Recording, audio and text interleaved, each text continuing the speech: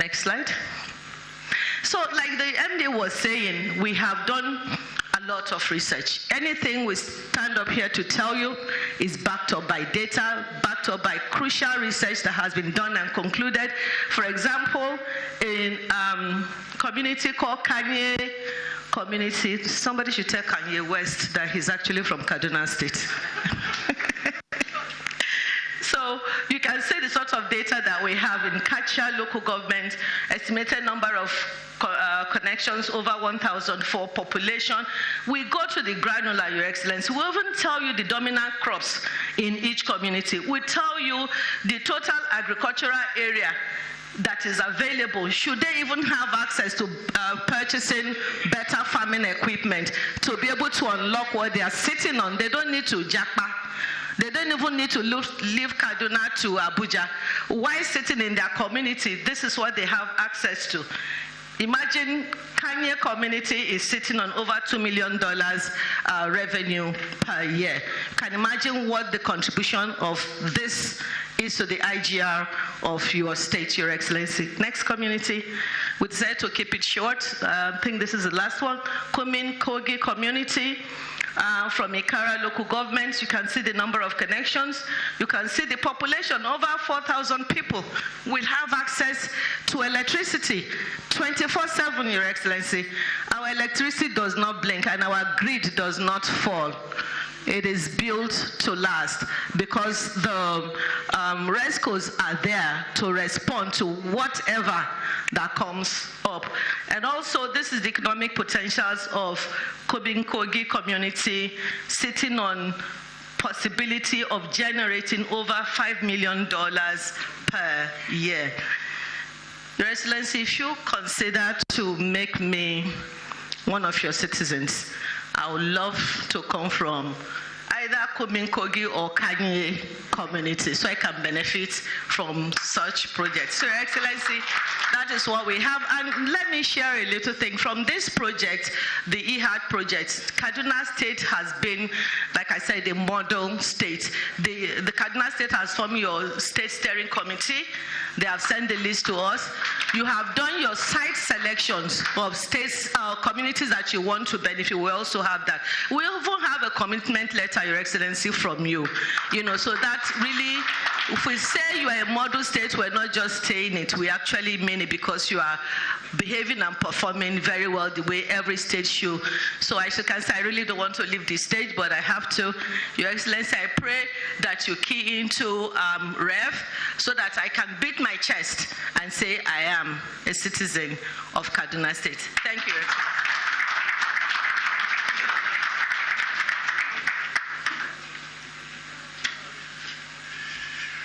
Thank you, Engineer Doris Ubo, for that very enlightening presentation.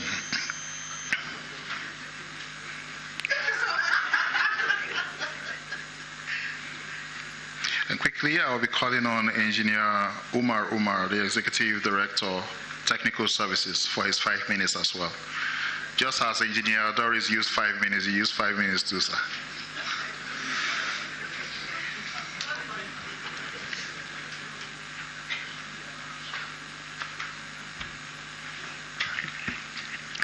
Your Excellency, the Executive Governor of Kaduna State, members of the Kaduna State Executive Council here present, my elder brother MD REA, my colleagues, EDs, ladies and gentlemen, please permit me to stand on the existing protocol. Your Excellency, before I go through my short presentation, it's just about 5 or 6 slides, so I'll be on time in 5 minutes. Your Excellency, I'll just begin with a quick disclaimer. In the MD's remarks, he said doing mini grids in Kaduna that is now an indigene. Mine is in Kano, but Your Excellency, he doesn't know that you've already made me an indigene of Kaduna. Almost about 2 years ago. So I'm in Kaduna already, I've been enjoying Kaduna. So in fact, Your Excellency, what I want you to do, you should not even permit new entries, please. We don't want our enjoyment to reduce. So please, we don't want any REA management joining Kaduna State. Yeah. We begin with the first slide. Your Excellency, I head the Technical Services Directorate. Your Excellency, you yourself being a Senator of the Federal Republic of Nigeria, you're already familiar with the projects done under the capital by the Rural Electrification Agency. We've deployed a lot of projects. Since we came in as a management, our first task was completing the 2023 budget, then moving to 2024 and 2025. And the good news is for the 2023, we implemented it to almost about 100%. For the 2024, we've done almost about 80%, and we've gone far as well in deploying the capital budget for the 2025. The type of projects we do, grid extension projects, we've done some mini grids, productive use of equipment, and solar home systems. Okay. And Your Excellency, under the 2025, we have 2 new special programs that we're implementing. Part of them is the National Public Sector Solarization Intervention, under which we are solarizing about 26 public institutions, including the National Hospital, including institutions like the DSS, EFCC, ICPC, some colleges of education, and some federal medical centers. And Your Excellency, to just see how audacious we are when we are doing our projects, imagine we do a mini grid at the DSS and there happens to be any problem. I'm sure they will just send an invitation for the MD. Probably will not see him again for the next couple of days. And especially the fact that the MD is not an engineer, so I don't know how he will get himself out of that. Maybe it's easier if they should detain me, at least the MD will bail me. But if they detain the MD, maybe we'll have to go to His Excellency so that he'll bail our MD. So, Your Excellency, we are going to deploy a total amount of 40 megawatts to solarize these 26 institutions. And also we have the Renewed Hope Intervention Fund, under which we are going to solarize 8 legacy universities. And these universities include University of Nigeria, Nsukka, Obafemi Awolowo University, University of Lagos, University of Ibadan, Ahmadu Bello University, University of Taraba, Federal University Dutse, and Federal University Benin. About 8 of them, Your Excellency. And the scope of this project is construction of solar power plant, rehabilitation of the distribution network, we'll do street lighting, metering, and SCADA. And in the course of our preparation for this project, Your Excellency, we went and did energy audit on all these institutions. And what we found in a lot of times, Your Excellency, was very interesting. There are times whereby, let's take National Hospital, for instance, they spend about 120 million naira monthly just as their electricity bill, which they found to be too high for them. They couldn't afford to keep paying that way. And this is minus about 50,000 liters of diesel that they consume every month. And in fact, when we're doing some other audits in some agencies around the country, we would usually ask, there's a key question we usually ask: what are the number of outages you have in these agencies? And we even get answers as bad as unlimited. They don't even know the number of outages they have in a day. So, Your Excellency, this project is a very important project. And even looking at the universities under Renewed Hope, these are legacy universities, of which Ahmadu Bello University in Kaduna happens to be one of them as well. So I wouldn't take much time. Next slide. Your Excellency, apart from that, we've done other type of projects. These are just images of projects we've implemented over the years. Some grid extension. These are all in Kaduna State, by the way. We've given some farmers solar-powered irrigation pumps. We've done some mini grids and some grid extension projects. Next slide. Your Excellency, under the technical standards, one thing we also do is we are the custodians of the technical standards. So when you see projects that are implemented under the capital or under the REF or under the NEP, you would see it's the same standard. It's due to the fact that we ensure all projects are done in the same standard. And we just updated our standards. We launched this about 2 weeks ago. And these are just the different criteria of standards we have.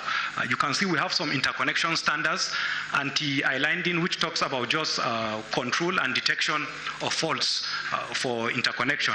Also some voltage and frequency syncing to ensure, since we're having different input from the grid and from the mini grids, to make sure they have the same voltage, the same frequency.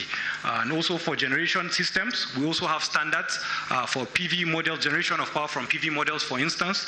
We used to have a stress load of about 1 megawatt, which we've reviewed. We've increased that. We also have other standards for wind and small hydro and other technologies. Even for storage, Your Excellency, batteries have changed over the years from lead acid to lithium ion and now to even more advanced batteries. We've also updated the standards. Also for EVs and e-mobility, we have standards for charging points. For smart meters, we have commercial meters, smart meters, and boundary meters for interconnection. We have standards for that as well, and for safety and security. Next slide. Your Excellency, I wouldn't go deep into this because I think there's a presenter that is going to talk about opportunities for renewable energy in Kaduna State. But just going over this, there's a lot of potential for solar. The irradiance rate in Kaduna is very high. The peak sun hours are about 6 to 7 hours in a day, which is very good for solar panels and solar mini grids. Also for wind, Kaduna has some areas that have wind speeds as high as 6.4 meter per second. The ideal amount of wind speed for deployment of wind solar is about 7 meter per second, and they have 6.41. So we can collaborate with them and look at potentialities in some parts of Kaduna towards deploying wind energy. Kaduna has some waterways as well. Small hydro can be developed. Next slide. Your Excellency, these are just minerals that Kaduna has a lot of reserves of them. Just looking at some of them, lithium and graphite, these are minerals that are used for the production of batteries, cathodes, and anodes. All other minerals are also very important. We have copper. Most conductors and wires are made from coppers. Even transformers, part of our specifications for our transformers is those with copper-to-copper winding, for instance. So Kaduna has reserves of copper. So all these minerals are important minerals that are used to make renewable components. Next slide. The last slide, Your Excellency, no, the one before. This is the last slide, that's what I meant.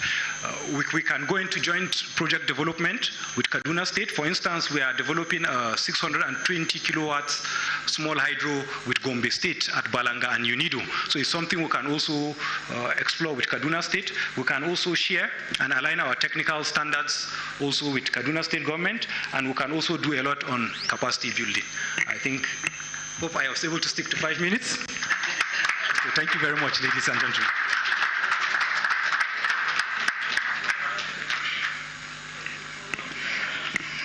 Thank you, Engineer Umar.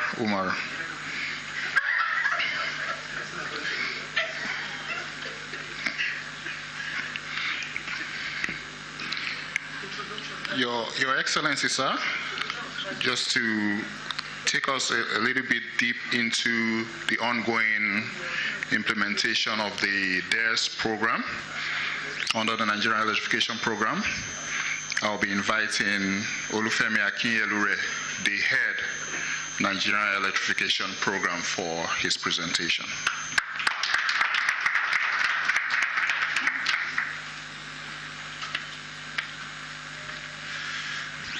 Your Excellency, good afternoon. Ladies and gentlemen, I will skip the protocols and delve straight into it. So, Your Excellency, you've heard a lot today about the various projects that the REA implements.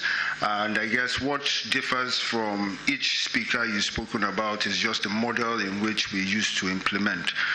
So under the PMU and the Nigeria Electrification Program over the years, I think we've embodied what we call the policy, from policy to action, in the sense that at the beginning of this journey, we started with the first mini-grid regulations, which essentially birthed the entire program into how we look at our isolated mini-grids and interconnected. Next slide. Today, or next two slides. Today, what we've been able to achieve with that is the first project, which is now complete under the World Bank, which was a $350 million project. We deployed over 180 solar hybrid mini-grids, and we deployed 100 installations, 50 kilowatt installations in 100 hospitals across the nation. Very critical was also the deployment of 7 hybrid or interconnected mini-grids in 7 universities and 2 teaching hospitals, one of which is the NDA, which was commissioned. With the successes that we gathered there, we now have the new program, which we call the DES, which is essentially a scale-up of that first program. Also, hand in hand, we are running the Africa Development Bank Nigeria Electrification Project, which also implements projects across board, from solar hybrid mini-grids to interconnected mini-grids. One critical project I want to highlight, which I'll speak about later, is the productive use of energy.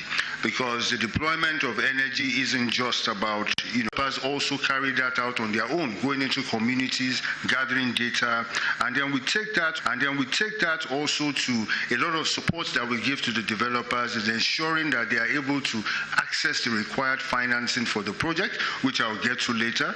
We also look into how we disburse these subsidies, because there are subsidies and we want to ensure that they are deployed the right way and we get the right quality of equipment on the ground. So there's independent verification agents that go to verify that these projects have been deployed in the right manner. And then the last part of it is just the issues around the long-term sustainability of this equipment. Next slide, please.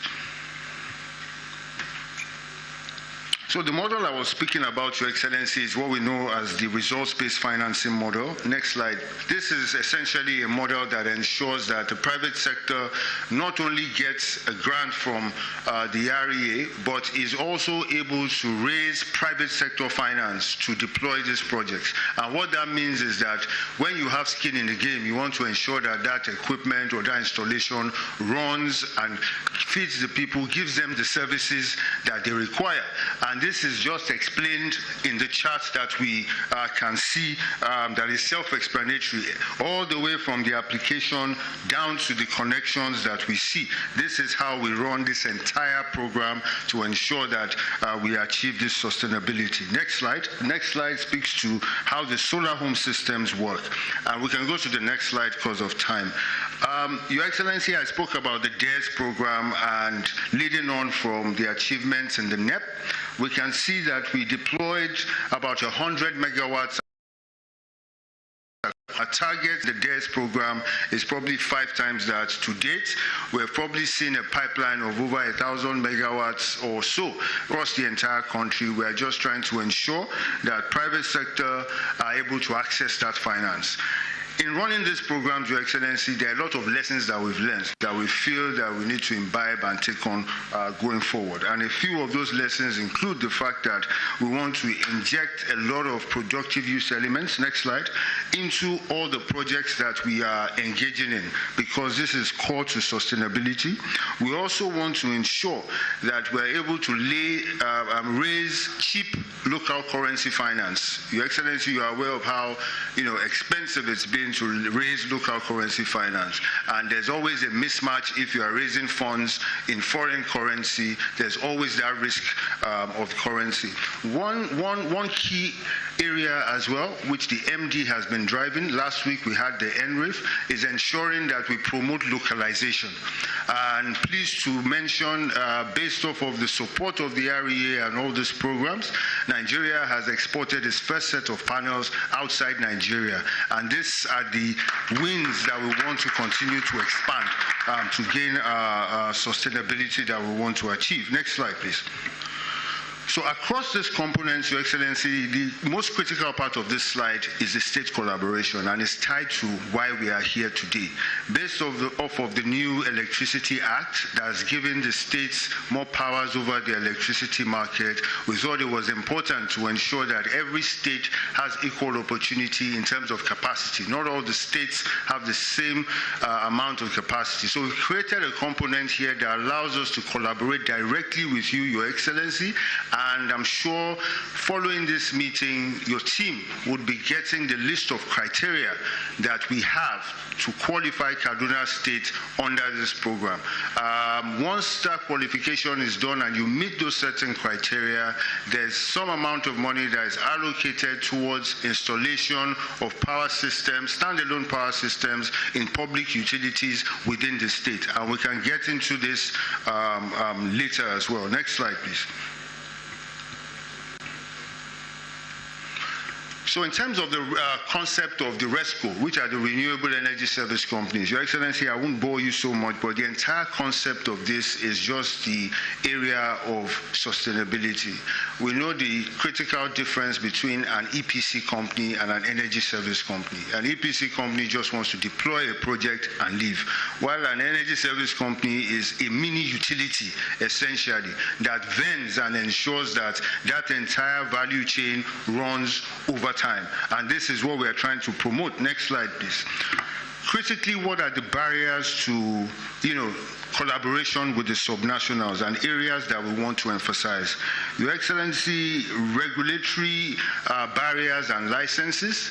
you would agree with me that based off of this new Electricity Act, if we suddenly have 36 mini-grid regulations, noting that I said at the beginning that this mini-grid regulations is what has birthed where we are and all the progress we've made. Imagine if the 36 states had 36 different regulations all of a sudden, then we lose all that momentum. So there's importance that it's important that we collaborate and we align and we synergize so that this doesn't become an issue for us. The other area is access to land, Your Excellency. The subnationals are the closest to the people on the ground. We have a number of projects, particularly I'll mention the interconnected mini-grids. These interconnected mini-grids is essentially the bridge that we see between the off-grid and the grid, focusing on reliability at the feeder level. And we have a lot of times issues around access to land, which we want to bring to the fore, Your Excellency, because we have a particular project in Kaduna State, which I'll mention the details, three sites that I'll mention later on that will be coming back to you for that land allocation to ensure the success of that project. Next slide. Well, before I go, previous slide, I think based off of the relationship with the communities as well, advocacy and sensitization is key. When communities often have these deployments from governments, we know the culture is, you think communities understand that they need to pay something to ensure that this is sustainable. Anything that comes for free like that is not sustainable. So it's important that I emphasize that point. Next slide, please. The next few slides, Your Excellency, just shows a few of the projects that have been deployed from our isolated mini-grids in Makami, Matari, Chikaji, Gwari, Hausa, and also installation in your health facilities in Gwantu General Hospital. This facility is powering that hospital. I think there's an issue there. I think it's powering the entire hospital, and that is working currently. The installation at NDA is also technically and commercially commissioned and has been working for about 6 months, I'll say now. The next few slides shows pictures of this installation. And the critical thing to mention about the energizing education is that it's not just the deployment of the systems. We also develop a world-class training center to ensure that the universities and those who will be using the facility are able to improve expertise and build on capacities to sustain these projects. We also have a distribution network with street lights, also ensuring that we train 20 STEM students in the university from soil testing all the way to the commissioning of the project. So 20 students had been trained in NDA, and even post-commissioning, we're picking another 100 students to train them to ensure that we have the right capacity to build on sustainability. So as I close, Your Excellency, I would like to emphasize those communities that I spoke about is in Trapco, Ambosa, and McAfee, and a combined capacity of about 9.5 megawatts peak for reliability in those communities. And to conclude, Your Excellency, just based off of your principles, is to say, judging from one of your quotes, to say that security is not only about arms, it's about livelihoods. When people have jobs and light, they have hope. Right, so I'm close to say that energy access is quietly one of your best tools for peace. Lighting villages, powering small farms, creating productive activity at night reduces vulnerability and strengthens community stability. And I think this is one of the most powerful tools that we can use to sustain the peace that you have achieved in your state, Your Excellency. With these few points of mine, Your Excellency, I think my approval of indigenship should be approved. God bless.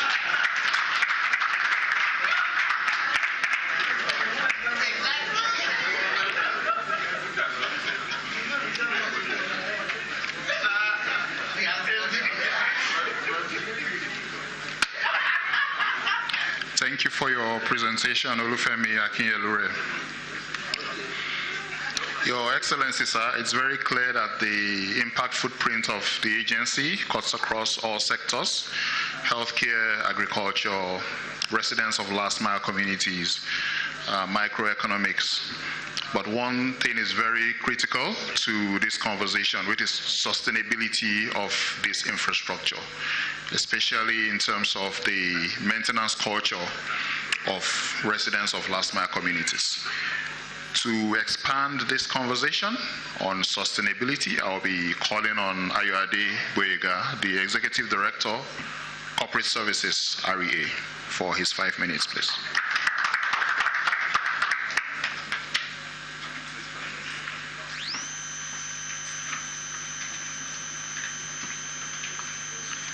Your Excellency, the Executive Governor of Kaduna State, the MD,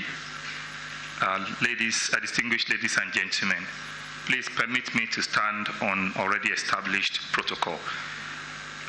As I was coming here just now, the guy with the blue hat told me that I only have 5 minutes to spend.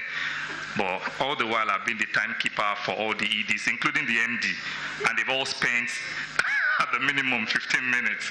So I'm just wondering where the equality is in what we're doing here today. So I'll take my time. It will take a lot of people to drag me off this podium.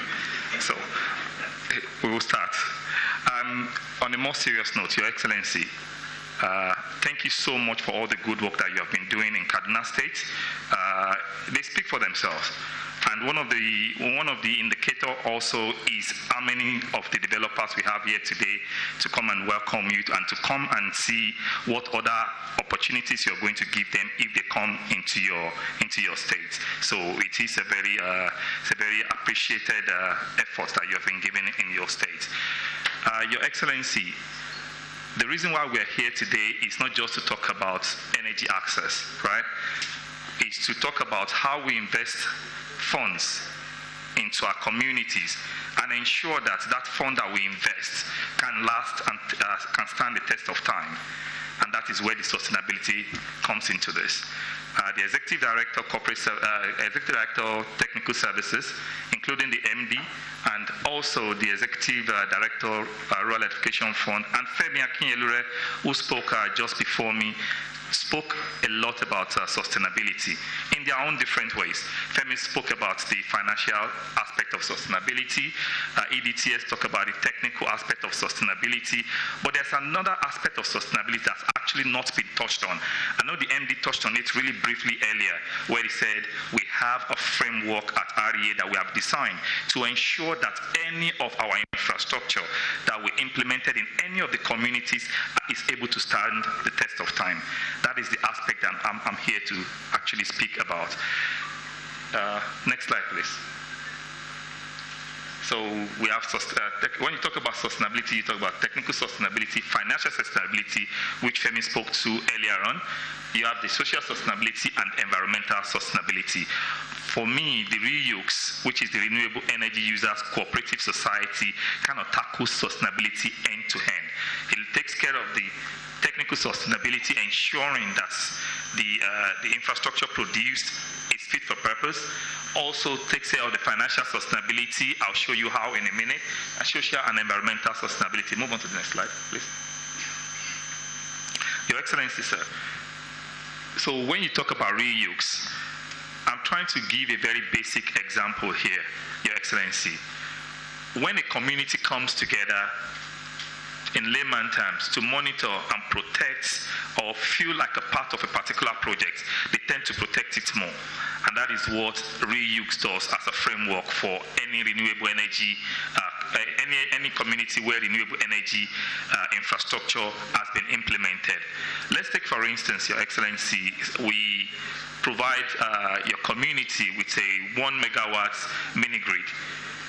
And there is no one in that community that feels a part of that particular implementation. What then happens is that people don't care about the infrastructure. One of the two main causes of, one of the two main issues that we have with energy in this country is either energy is stolen by people who bypass meters, or infrastructure is vandalized on its own. So because we have set up REUX, what REUX does is that it gives back that responsibility to the community. So the community feels a part of the infrastructure that's been delivered to them. So you have people that within the community will do the collection of tariffs. There are people within the community that will protect the infrastructure. You have people from within the community that will provide training for those who will be able to maintain this infrastructure. So one of the issues that we have with renewable energy is that within the space of 10 to 15 years, the battery tends to start to falter, stop working. And then the issue within the community is how do we replace these batteries? How do we ensure that these batteries continue to work? REUX have provided a framework for that to ensure that when you set up a renewable energy users cooperative society, this society collects, and then when it's time for O&M, they put that money back into replacing any of the missing parts in the infrastructure. The reason why this is very, very important to Kaduna State is because in Kaduna State you have deployed a lot of renewable energy infrastructure, and going forward with all the developers here, you'll be developing more and implementing more across all your communities. So it is time to start thinking of how do we ensure sustainability for all of this infrastructure that we are going to deliver, so that in the next 10, 15 years, we don't come back and be in the same room again and continue to talk about energizing communities that have already been energized previously. What we're doing here today, even though novel, because it's renewable energy, but providing infrastructure in Nigeria as a country is not something novel. As we build in Nigeria in the past, we already, as we grow in the country in the past, we don't just build sustainability into what we do. And that is why a lot of people will come up today and say, Nigeria, we do not have a culture of, you're not listening, a culture of maintenance. So for us, building that culture of maintenance is key. That is why REA ensures that for every project that we deliver, we look at it from end to end. Financial sustainability, we brought in the private sector to ensure that we have funding for this project, and they are part of that. They are part of the implementation. For technical sustainability, we did standardization, as ED Technical Services has spoken about, ensuring that all the equipments used have the best standards in the world. When it comes to sustainability on this part, also ensuring reduction in vandalization and energy theft and O&M, we then put REUX into it. So that is what REUX does as a framework, and it will be nice to implement this. In fact, REA is looking to implement REUX across the entire state, and we are working on that now. Next slide. The guys leave. Next slide. The second aspect of sustainability, Your Excellency, is the one that is very important. The MD spoke about it earlier on, where he talked about where we spoke about capacity development. It is very key. In the last few years, REA, International Renewable Energy Agency, did a study where they found out that in the last few years, about 16.7 million jobs have been created in the renewable energy space. And China took about 7.4 million jobs. Africa took about 324,000 jobs, which Nigeria only took about 76,000 of those jobs. The issue here is that we are investing so much into renewable energy. This is an opportunity for us to leverage on our investment to create more job opportunities. SMD mentioned something earlier on. He gave an example of if you create, or if you're doing a solar home system in Lagos, for instance, and then you're supplying to Kaduna, if those solar home system happens to have a fault, because there are no people in Kaduna who has a requisite skill set to be able to repair, you would have to move your staff from Lagos to come to Kaduna to come and repair those solar home systems. I don't think it should continue to be this way.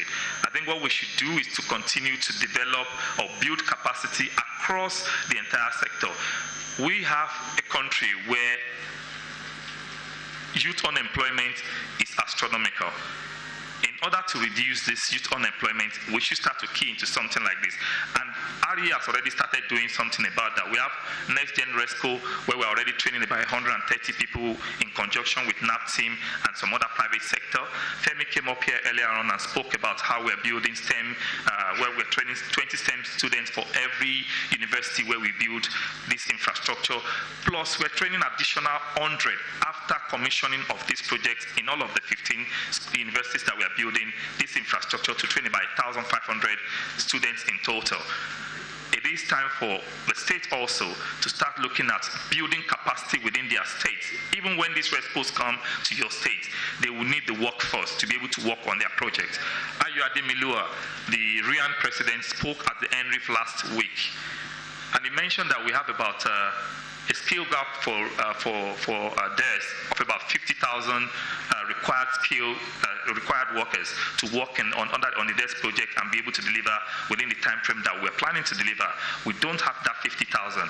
Lagos State took the initiative, started training people in Lagos. I believe Kaduna State can also take this initiative and start to build capacity, start to develop skill.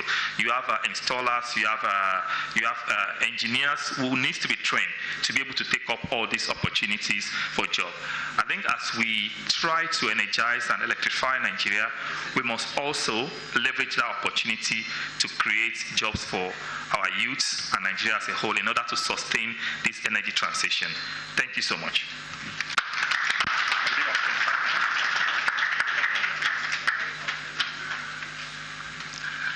Thank you for that very enlightening presentation, EDCS.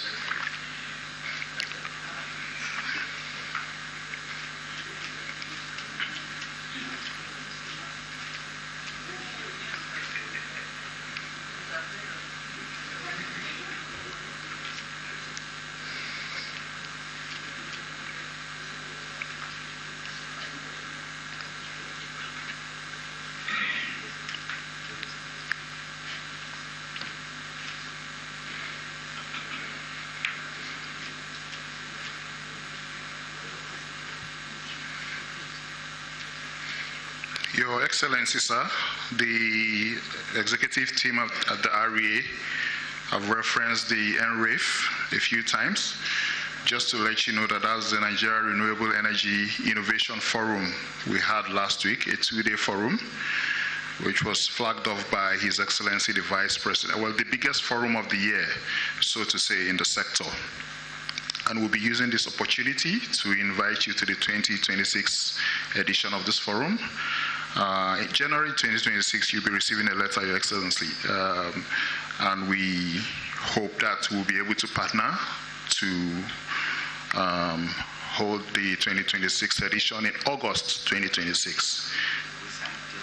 Yes, we'll sign an MOU, partnership letter with Kaduna State, REA Kaduna State, and that will equally be the biggest renewable energy forum for the year 2026. Your Excellency, sir, lastly, we have a communique for this particular edition, and we'll be sending it to your team just to keep you abreast of the resolutions that we've had from this edition. I'll now be inviting Mohammed Jibril. Mohammed, hope you heard that, 3 minutes, to give us a deep dive of his data sets for Kaduna State. Thank you.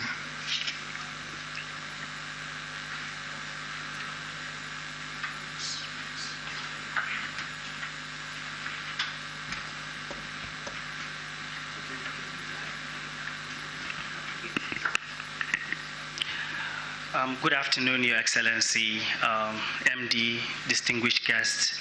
To save my 3 minutes, I would like to adopt the already established protocols of the day. I mean, it's usually difficult to come after the MD and the EDs and the head of NEP. In some light, they've done more than half of what I'm supposed to do here, so I would just try and dive into the demonstration. MD spoke about the efforts REA has put in place and the investments that we've put on data. We believe it's very key for us in terms of planning our intervention, in terms of knowing where interventions should go to. If you remember the map he showed where mini-grids are meant to go, where SHS are meant to go, all of these are efforts that we've put in understanding what the landscape looks like and where different technologies should go to different places. This is a presentation on how one of those tools called VIDA showcases the national outlook. If you can see the map of Nigeria with the dots, and then narrowing into each and every community. And today we have that specific focus on Kaduna. I'll also make an attempt to locate where the house of the Honorable Commissioner is. MD has already spoken, and I feel like I will make an attempt. And maybe we'll even do one better and go into Zaria City and see if there's a particular large building where His Excellency was probably born. It's a challenge that MD has put in place, and we'll try and do what we can. Your Excellency, if you look at the map here, you would see the map of Nigeria. It may be blurry from where you are, but these are pink and blue and dots that are showing where each and every community is. On the left, you would see some data sets starting from Lagos, showing about 2.6 million buildings, and down to the community with the lowest number of buildings. We have prioritized number of buildings because I think it's the most important data set amongst everything that the MD has spoken about. It's important to us because it shows the size of a community. Because you could imagine Lagos would probably have the most densely populated households in Nigeria.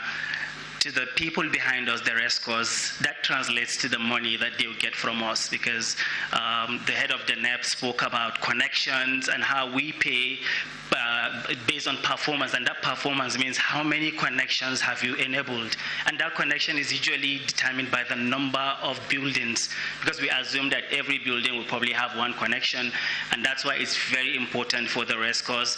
And each time we come here to talk, the main interest, the keen interest is, Mohammed, can you give me information about that community with 2,000 households, because it's 2,000 times the grant that we give them per connection. We would not waste time and go into Kaduna. But before we go in, you would see 154,000 at the top right, which shows the number of communities we are able to map. This includes communities like Kaduna and Zaria and Lagos, which may not be seen as off-grid because they are really connected and they have access. But we also have communities that are not connected, and we'll try and see how we can locate them. If you go on the filter that I'm trying to sort here, we can choose Kaduna State as one of the states in Nigeria. We would see the long list of all the states. And if we apply the filter, it will reduce from 154,000 to 9,860. I think this is part of the top 5 states in Nigeria that has the largest number of communities, whether off-grid or on-the-grid. But we may not be interested in all of the communities here, so we can come down and say, where are the communities that are not having any distribution lines, which means there is no access in those communities. If we sort the filter, this 9,860 will reduce to about 4,692, which might either be off-grid communities or communities that are deserving of more reliable electricity. So communities that are ripe for interconnected mini-grids.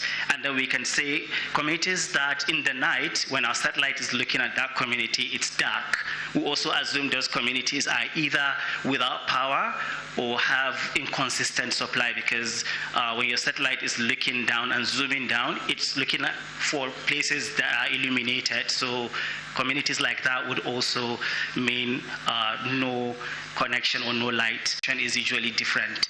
We try to go granular, and I'm sorry if this is a bit too technical, but we try to make sure that the calculation that we do, the energy that is required for each and every community is calculated precisely. So a small household would probably just need 0.4 kilowatt. A larger household will probably need about 0.7. The big household will probably need 1 kilowatt hour per day. And we put all of that and we come down to that left side, and it will tell you that this community would have a potential PV production of 1.7 megawatt hour.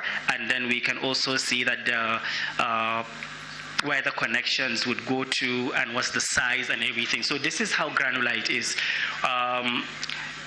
We also see that there is an educational institution here. This is supposed to be a school. This dot here is supposed to mean a school. We have that of hospitals. We have that of other institutions that would serve as anchor loads. Your Excellency, MD spoke about other important information. For example, this community here, for every successful RESCO, there is a particular amount that we give per connection. This community, because it's far away from the national grid, would fetch about $500 per connection. We have a range depending on where it is located and how difficult it is for the developers to go there. So the more difficult it is for us to push you to really remote areas where business may not seem attractive to you, the more subsidy we give to make you go there because that is attractive to you.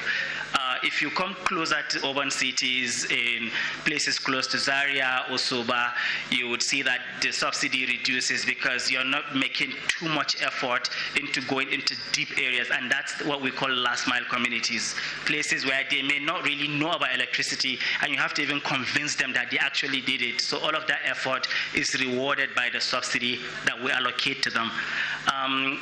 What I would also show is, MD spoke about security concerns. If you look at armed conflicts from 2020 to 2022, and we're looking to update this map, 2022 falls before this administration, so I would not credit this conflict to what His Excellency has done to bring peace, but you see fatalities, battles, riots, violence across the location in the past. Maybe within the period under review, we'll see dominant crop for agriculture where productivity that has been spoken about would come from. We would see where some accessibility data would also come from. Is there any main road access? Is there any Dogwa is the nearest regional hub from that community? So we'll try and go granular. But what I had committed to doing is looking at for one more community before I go. If you look at this is Soba community, and I'll try and see if that house would be visible anywhere. Because MD had committed to this, and I'll just make an attempt. I'll probably take just a minute or two to show this.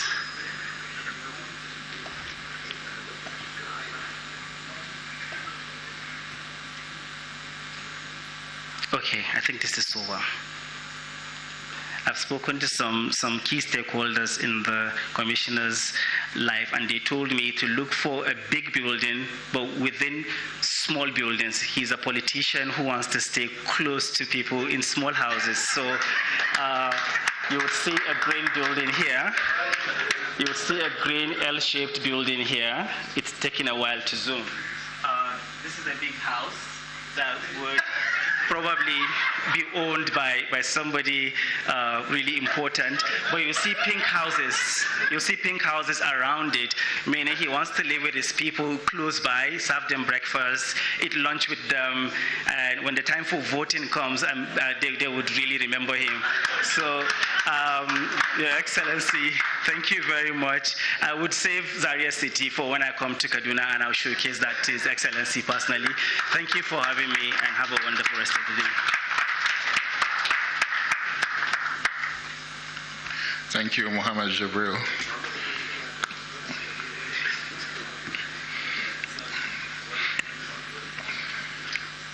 Your Excellency, sir, will be inviting Engineer Aminu Idris, the MD, Kaduna State Power Company. MD, I heard you have a video. Okay.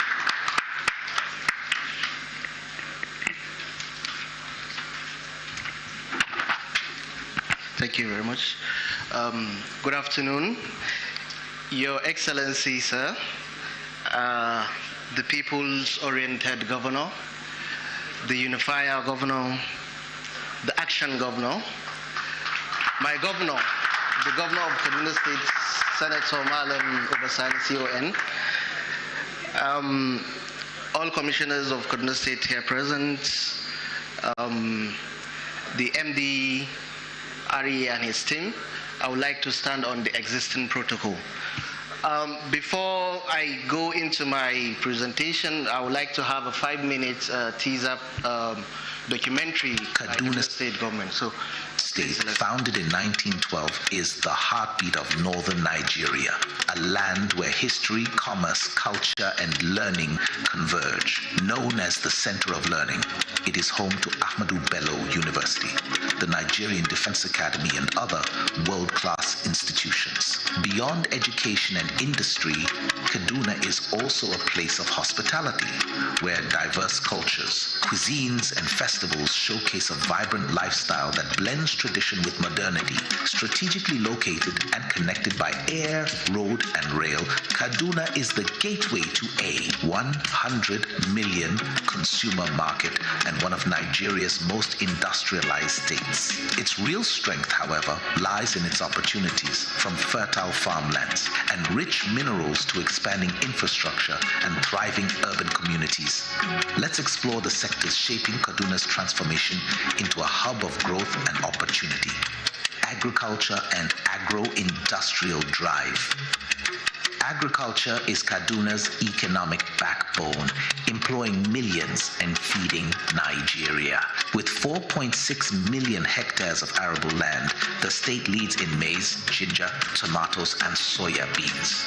Irrigation systems and mechanization are driving year-round production, while clusters in dairy, poultry, and fish farming are boosting agribusiness. In 2025, Kaduna launched Nigeria's first special agro-industrial processing zone at Dakitakwas, turning raw harvest into export-ready products and creating new jobs. Mining and solid minerals. Beneath Kaduna's fertile land lies an abundance of minerals: gold, lithium, iron ore, gemstones, and tin. In 2025, Nigeria's first lithium processing plant opened in Kangimi, marking a milestone in the country's move toward battery materials production. Now, the state has secured over 50 mining licenses and is supporting investors through geological mapping, community engagement, and incentives. Infrastructure and connectivity. Infrastructure is at the heart of Kaduna's modernization. 78 road projects totaling 775 kilometers are underway, easing travel between rural farms, industrial hubs, and urban centers. The landmark Kaduna Bridge now links Kabala Costain to Aliyu Makamar Road, while the Abuja-Kaduna-Kano Railway, now under construction, is set to strengthen regional trade. Energy infrastructure is expanding with the AKK gas pipeline, Nigeria's first LNG and LCNG plants in Kakao, and the 215 megawatts Kudende power plant nearing completion. Together, these projects position Kaduna as a logistics and energy hub for West Africa. Education. Kaduna's legacy as Nigeria's center of learning is unmatched. Home to Ahmadu Bello University, the Nigerian Defense Academy, Kaduna Polytechnic, Air Force Institute of Technology, state draws students from across Africa. Investments in new digital learning centers, changing Kaduna's skyline.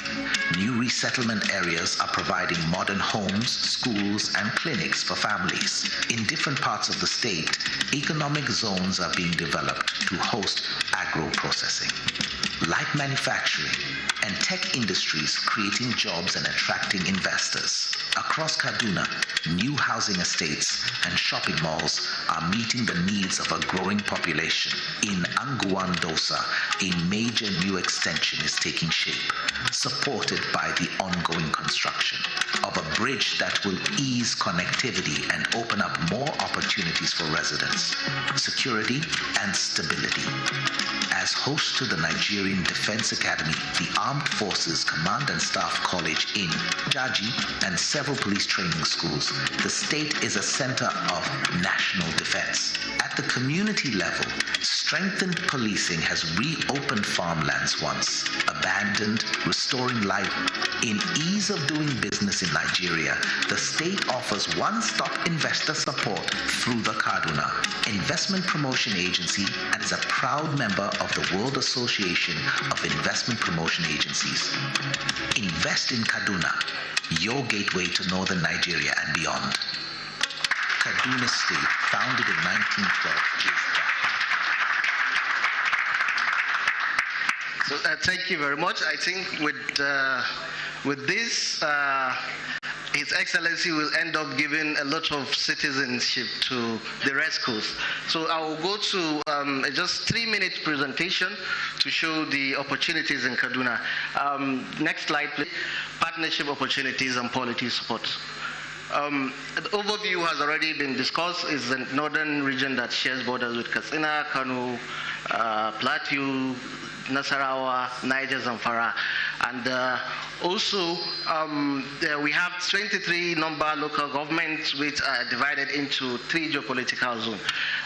The Kaduna State's solar intensity is the northwest, where Kaduna is located, exhibits high solar potential.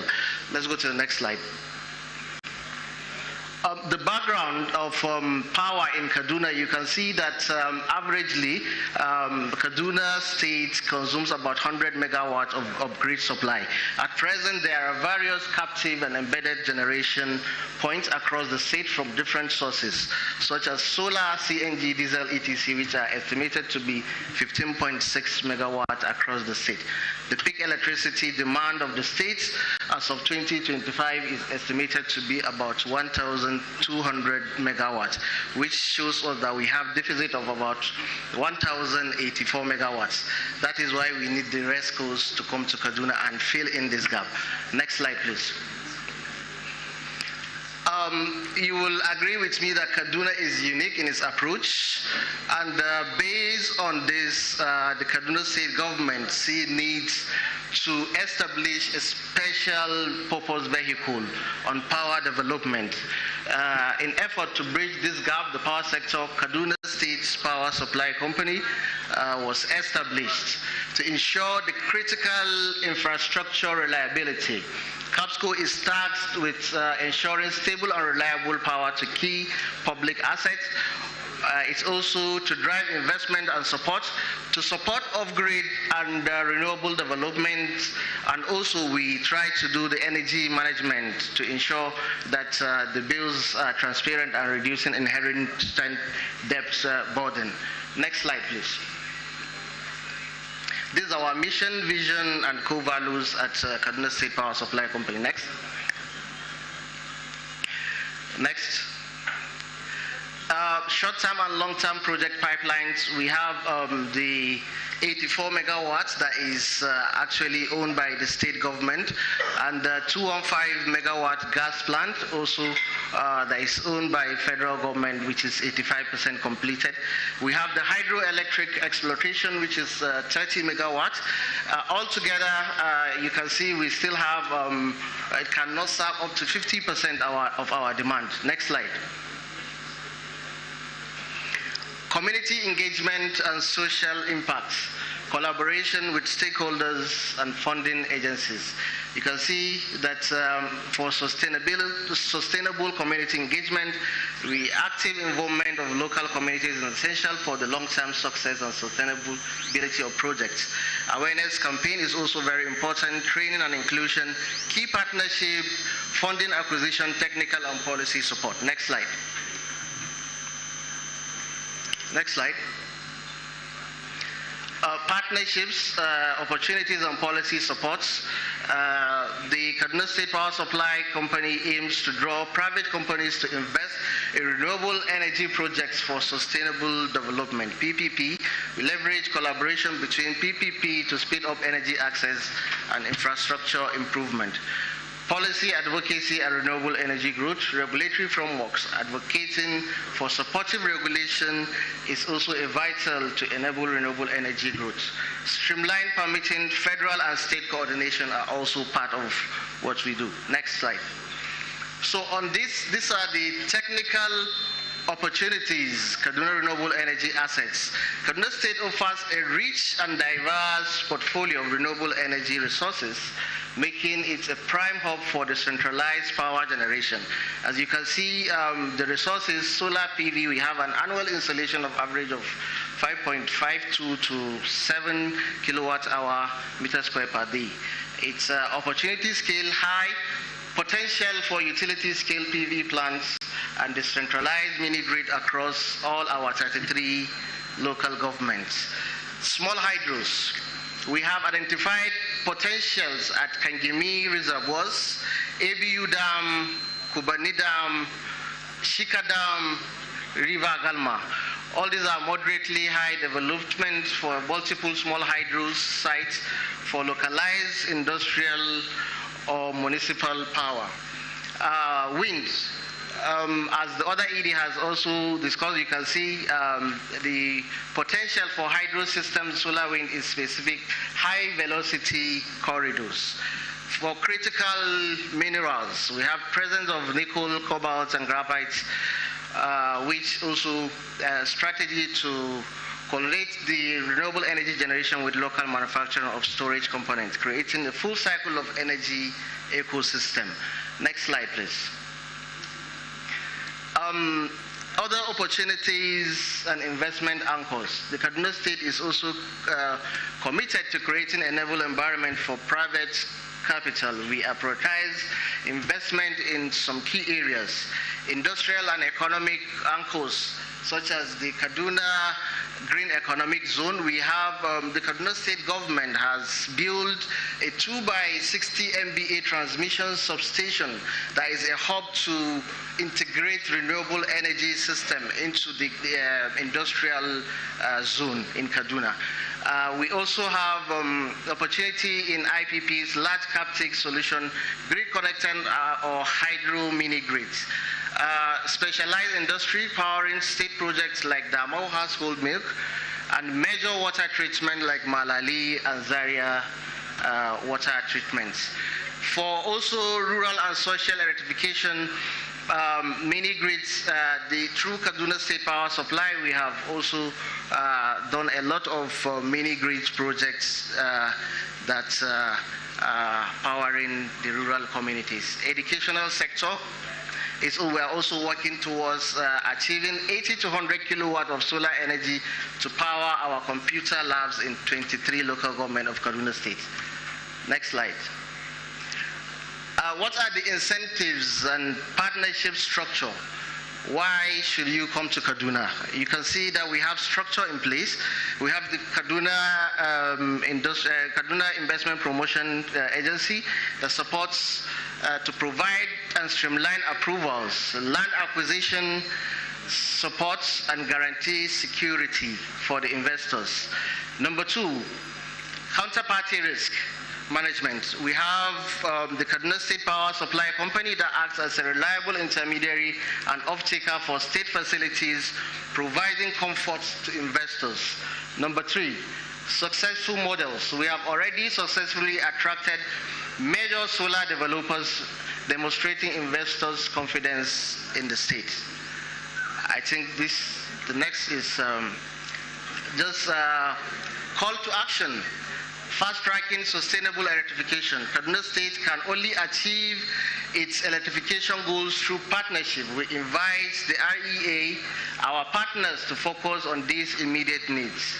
Project co-development, industrial power development, hydro feasibility. Next slide. To conclude, Commitment to sustainability. Kaduna State Power Supply Company focuses on sustainable and innovative renewable energy to transform the energy landscape. The state government is keenly observing the unfolding events and activities surrounding the EA 2023 as a move to make amendment to EA 23 and National Assembly towards own acts for the Kaduna State electricity market. Collaboration and planning. Strategic collaboration such as REA, other governments and multilateral agencies. Investment for power access. Investment in infrastructure and technology will drive reliable power to availability for all residents. The governor and the government is willing to ensure these investments are done in sustainable and realistic manner. Kaduna is ready, the resources are available, the commitment is absolute. We are ready. Thank you very much and God bless.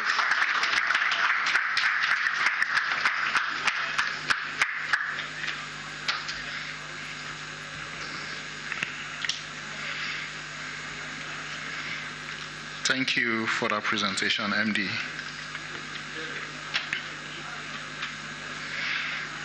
Ladies and gentlemen, can we keep the room a bit quiet, please? Because we're about to have the most important speech of the day, a commitment speech by His Excellency Senator Uba Sani. Ladies and gentlemen, join me as I welcome His Excellency, the Executive Governor of Kaduna State, Senator Uba Sani.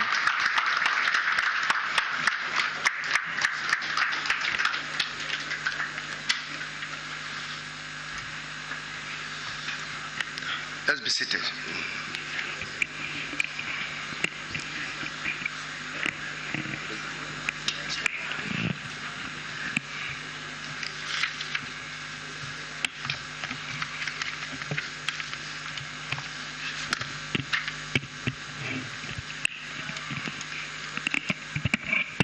The Managing Director and Chief Executive of Rural Electrification Agency, my brother, Mr. Abba Aliyu and his management team here present, the Chairman of the Board of NEMASA, Malam Yusuf Hamisu Abubakar, the Executive Director, Nigerian Integrated Water Resource Management, who is also with us here, Malam Aminu Zaria, the Secretary to Kaduna State Government, Dr. Abdulkadir Mazu Mayeri, and other senior government officials from Kaduna State that are here present, local and international investors here present, members of the press, ladies and gentlemen. It is with immense pleasure that I welcome you all to this crucial state-by-state renewable energy roundtable with a team from policy to impact. Sustaining the new Kaduna State electricity market for access, investment, and industrial growth. Let me start by extending my profound appreciation to the Rural Electrification Agency for conceiving and executing this initiative, which is a powerful engine for our shared goal of comprehensive, sustainable electrification. For too long, the challenge of reliable power has constrained the enormous potential of our state. We know that energy is not just a utility. It is a fundamental infrastructure for development.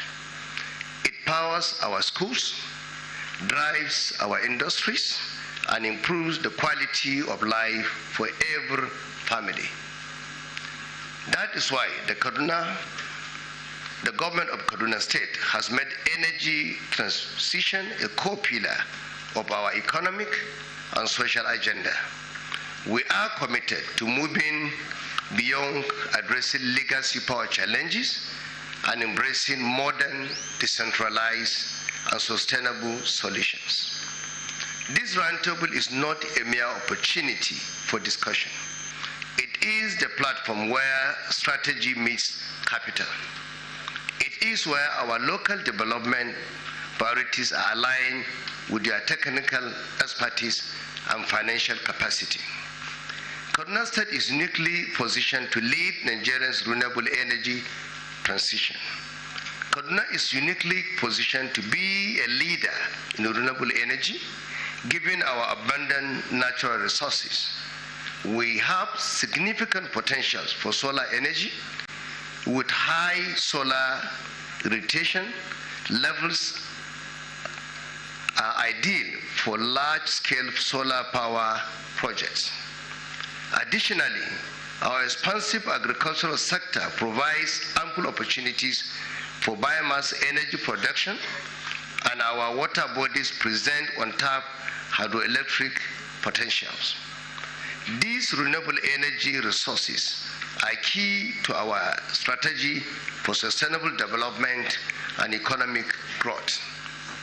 Our commitment to you, our prospective partners, is reflected in three clear pillars. Number one, policy certainty. We are creating a regulatory environment that is transparent, predictable, and supportive of private investment in the renewable energy space. We are dedicated to removing bottlenecks and reducing the cost of doing business in our state. Number two, off-grid expansion. We see mini-grids and standalone power system as the fastest way to electrifying our hard-to-reach communities. We are ready to provide the necessary support from land allocation to community engagement. Number three, industrial power solutions. Our major industrial clusters and agricultural processing zones required stable, cost-competitive power. There is a massive opportunity here for utility-scale solar projects and independent power producers, IPPs, to supply power directly to businesses, driving jobs creation and economic growth. A call to partnership.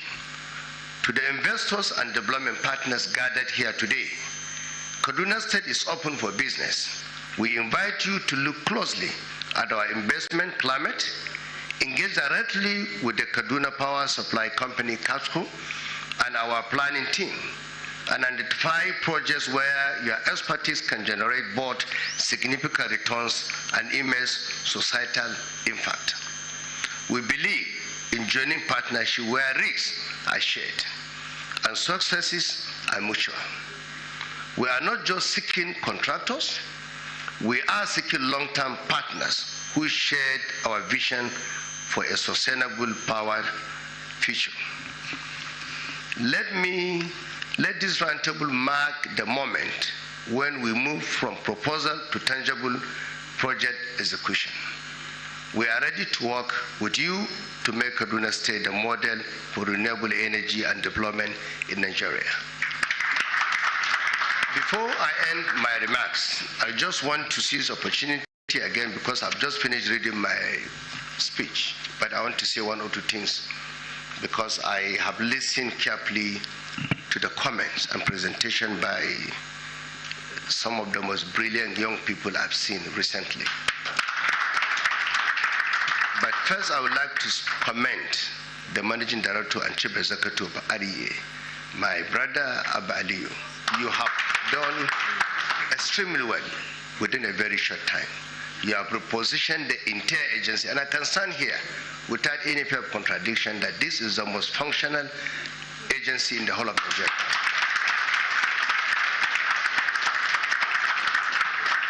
When one of the directors came here, I think it's Engineer Doris.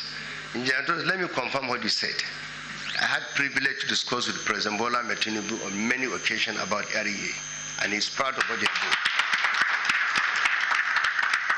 I have listened to, and I also want to commend your team, because when I was sitting there, I was asking my brother Abba, why do you get this very competent executive directors? Because the presentation by Engineer Doris Ubo, by Engineer Umar A. Umar, as well as Engineer Olufemi Akinye Lure, And even the presentation also of Ayode Boyega were excellent. Not to mention the presentation of Mohammed Jibril, who wanted to zoom down to the house of our commissioner. And of course, I can say here that he has zoomed up to your house because I'm going to. And of course, I can say that we're really proud of what they are doing. But of course, I'm really impressed when I look at the areas they are focusing on. You are talking about education, agriculture, which is very important, healthcare. You also talk about transportation and ensuring that you get down to the communities. We talk about security. You could not have done what they are doing without addressing the problem of insecurity. When we came as a government, we look at the whole situation. We believe we wouldn't be standing here talking about investment in Kaduna if we do not address the issue of insecurity. So what is the issue of insecurity in Nigeria? That is why everyone is looking at Kaduna as a role model. Why? Because when we came in as a government, we have to look at the symptoms and drivers of insecurity. And I can stand here to tell you, because someone mentioned, was it Doris or Olifemi, and talk about my time in the Senate. We look at it. We could not address the issue of insecurity just using kinetic approach. Because when we look at the symptoms and drivers, most of the problem are economic crises. That was the issue. And that's the reason why we kept saying, and I'll continue to say it here, good governance is about non-kinetic approach, nothing more than that. It's about good governance. If we take development to every part of our communities, particularly rural communities, where when you go today, standing here, I can tell you, the only statistics that is missing here is the financially excluded. If you go to that statistics, you will be shocked. Many communities in Nigeria are completely, most of the people there, about 70 to 60% are financially excluded. That's the reason why we're facing the issue of insecurity because of poverty, unemployment, and hopelessness generally. What they are doing is not only taking electrification to rural areas, it's addressing insecurity, addressing poverty, addressing unemployment, and addressing many other issues. At this juncture, I want to thank you, but you should be rest assured that I'm your #1 supporter and we are going to partner together. We are proud of you. Thank you very much.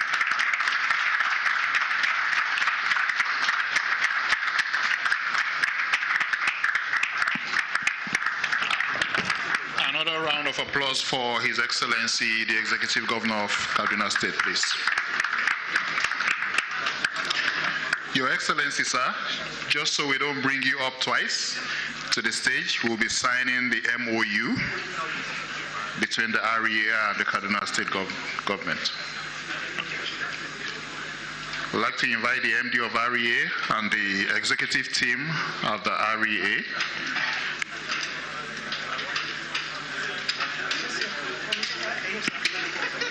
Honorable Commissioner, sir, can you join us on the stage?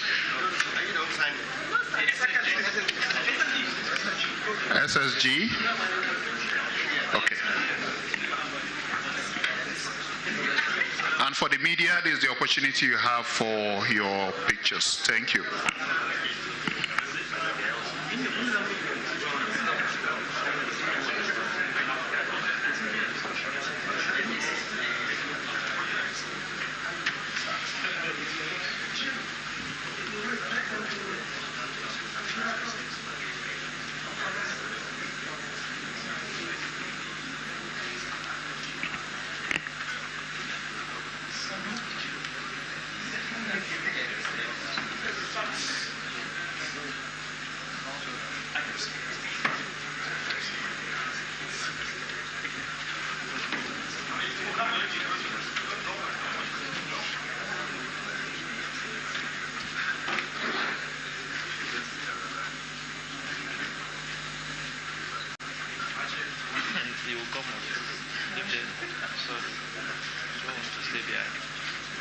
Sorry, we don't want to stay behind.